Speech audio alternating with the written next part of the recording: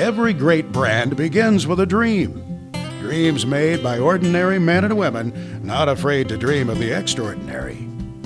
Nearly 180 years have passed since the young Cyrus Hall McCormick began dreaming of great innovations, starting with ending the hours of back-breaking labor required to harvest grain. His dedication to the dream resulted in an invention capable of doing the work of 5 men, and it would become the keystone of modern mechanized farming, establishing McCormick as the most recognizable and formidable brand of equipment on the planet. His dream came in an era when only ships crossed the vast oceans.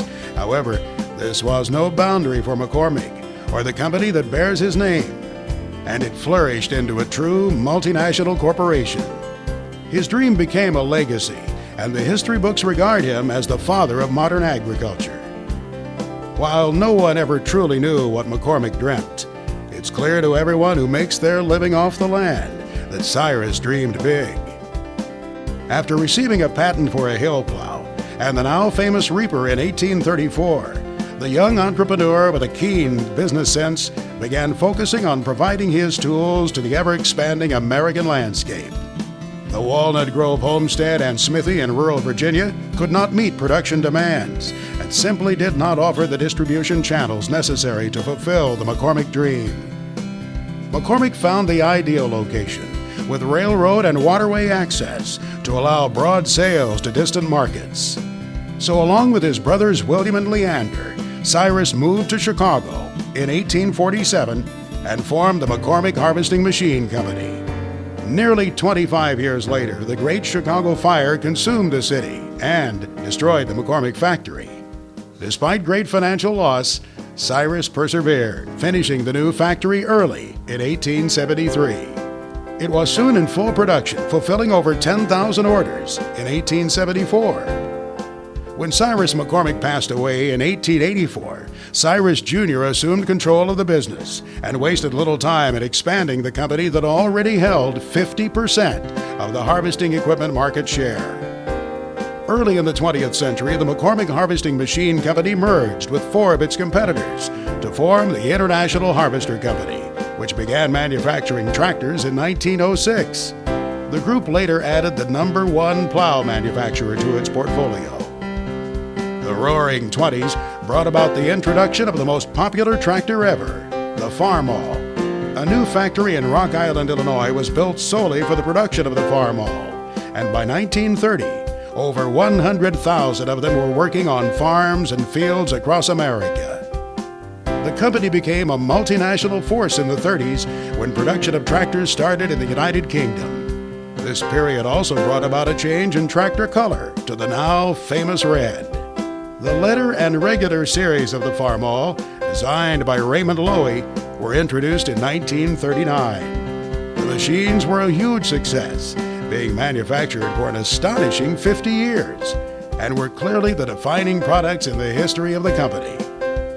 During and after World War II, the company continued to prosper by acquiring other companies and expanding tractor manufacturing capacity. The group remained the world market share leader well into the fabulous 50s, when it ventured into other product lines such as trucks, buses, and even refrigerators. But dark clouds were on the horizon. Despite strong sales in the 60s and 70s, profit margins remained slim. The company continued the addition of unrelated commodities, creating broad product lines and distractions from the core business. Increasing costs brought about by new environmental and safety legislation, coupled with increasing labor costs, resulted in a 6-month work stoppage and squeezed margins to the breaking point. The lack of focus on the core business allowed the competition to catch up with, and in some cases pass, the once technological leader. The bright spot in the midst of this mire was when the 5 millionth tractor rolled off the Rock Island production line in 1974. By the mid-'80s, the once great conglomeration was on the brink of oblivion. Cyrus's legendary brand was sold off to a finance company and was forced to play second fiddle to another, inferior trade name. Years passed, and the once proud McCormick brand nearly faded into obscurity. Though previously a household name, it clung to life in collectors' clubs and in the hearts of those who tilled the earth and fed their families by virtue of the revered machines. Cyrus's dream was fading. Then in the late 90s, a flicker of hope. Corporate sales, consolidations, and mergers offered one last opportunity to revive at least part of the prestigious McCormick heritage. The Mora family of Italy tendered an offer to purchase the assets of 2 European factories, and with the factories, the McCormick name. At the dawn of a new century, the new McCormick boldly announced its presence in the marketplace, like a phoenix rising from the ashes. Built of the Cyrus McCormick legacy and delivering the utmost in quality, industry-leading innovation, and unparalleled performance, the new McCormick carries on with a full range of products designed for the 21st century consumer.